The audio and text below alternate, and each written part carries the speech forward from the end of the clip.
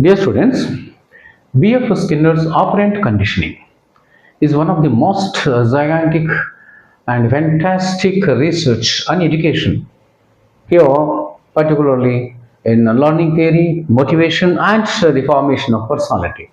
So he has made an experiment with some Skinner box with rat, and excluding that, we shall have an application-oriented knowledge here, how it is applied in the real life situation, because human mind and animals mind like rats, cats and dogs are closely associated, and that is the reason why they have made these psychologists like Pavlov, Skinner, all they have taken these cats, rats or dogs as for experiments.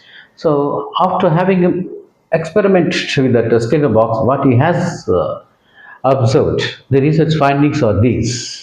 There, human behavior is very complex. How it is to be controlled, how it is to be conditioned, not controlled, conditioned. Conditioned here in respect of learning, formation of motivation, and formation of personality ultimately. Here, Skinner has formulated these two, as observed. The two important findings are, the first one is behavior. When behavior is followed by a pleasant consequences, that means when we have behaved in such a way in one model, if the result or the consequence outcome is very pleasant, happy, then the same behavior will be repeated. And the second principle is, suppose our behavior is followed by some unpleasant situations, something negative, unhappiness, then it will not be repeated. We will be modifying. So the cause of action and the consequence will be the two important factors in these two principles. We can understand here when I will be explaining this. So here, so these two principles are called operant conditioning. In brief, I can say. And this is closely associated with the Thorndike, another psychologist. Thorndike and that man has formulated a very beautiful learning theory. It's very practical also at the same time. There is trial and error. So in the trial and error, there are three important factors, dimensions. The first one is law of readiness, a law of exercise, and a law of effect. What is law of readiness? Mental preparation. Suppose a student in a hostel, so their mental preparation is at 6 o'clock, they must and should sit in some study hour. So they are expected to study. Not expected, compulsory they must study during that time, 6 to 7:30 or so. So that is readiness, law of readiness, a sort of motivation. Whether he is interested or not, he must study. And exercise is when it is exercised repeatedly, doing or suppose fail, error again, just like a scooter driving or cycle learning, cycling. Beginning, we don't know, but by trial and error, he will come to some perfection. And that is law of effect. That means bond and condition will be established. When we have been repeating and repeating, by trial, error, again trial, gradually we will come to the bond and connection. Here, the main point here in this principle is, learning theory is, a greater the satisfaction, perfection, and the stronger the motive to learn. That is the essence of trial and error principle or theory of Thorndike. So closely associated with that, he has a still more developed here by Skinner with that Skinner box. So here another important two aspects are positive reinforcement and negative reinforcement. What is positive reinforcement? Suppose a student is studying well. He has got we have expected only second class, but he has got first class. Let us imagine. Then we will be appreciating, praising, or giving some award. Automatically, his behavior means studies, his motivation studies will be increased. So that is called strengthening the behavior.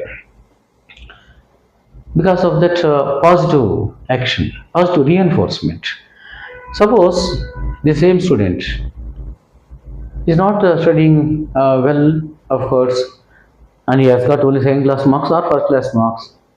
Instead of encouraging, instead of the stimulus, good stimulus, we will be giving negative stimulus like, okay, you can't do anything, you can't achieve anything, you are a dull student, what happened to you? Some pejorative talk, suppose we have towards that boy. Then it will become a negative reinforcement. What is that? That pain or displeasure or some punishment, all these things will result in the negative reinforcement. They will work as negative reinforcement, and consequently, uh, the behavior will be weakened.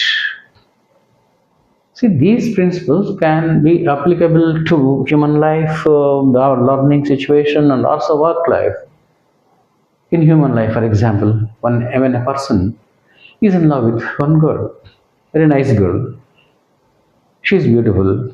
He has been approaching, and he has been looking at her.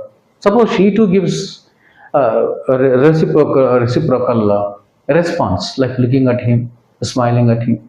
Then the behavior will be strengthened. He feels certain that she too has been in love with him. That response will be still more strengthened. And suppose, on the contrary, that woman is not giving any reciprocal response, she is escaping and she looks at him with a serious fashion, then that will work as in a negative way. So the behavior will be weakened. Best example I would like to give you here in work life. Suppose one employee is working well, the boss suppose encourages him by giving him some reward, some appreciation certificate or praise in the presence of all people. Then automatically his work motivation will be increased. That is, it will be that his behavior will be strengthened. Instead of that, suppose he gives something like, no, you can't work, you are inefficient. Okay, the memo is issued against you. Give the answer, tell me the explanation as to why you are doing not well, why you have poor performance. Suppose in a pejorative way, the boss is treating that man, that employee, so his behavior will be weakened. These are the basic ideas in operant conditioning.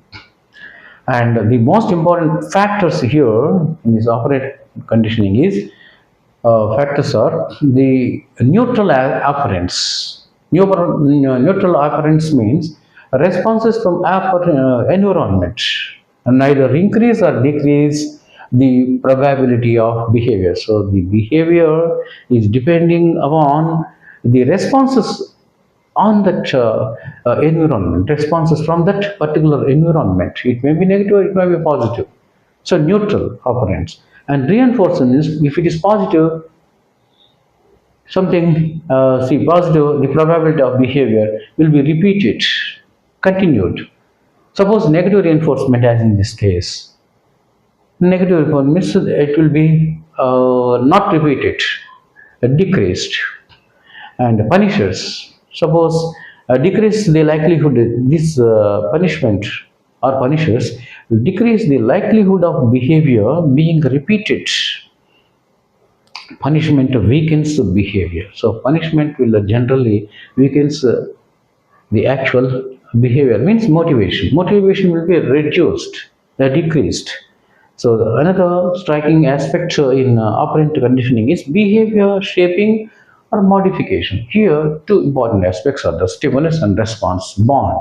Stimulus response association, the first one, and as in the case of some examples I have given, and when the SR, stimulus response pattern, is reinforced, if that pattern is reinforced again and again, thereby the human behavior will be conditioned. So individual behavior will be conditioned either in respect of learning, or in respect of motivation, or in respect of formation of the personality. Human behavior will be, that is called human behavior. Human behavior will be conditioned by these SR pattern or stimulus and reinforcement pattern association. This is what Skinner operant conditioning will say. And further understanding you can have while I discuss Pavlov's classical conditioning and this Skinner comparative study I shall do in the next video so that you can have a still more understanding. Thank you.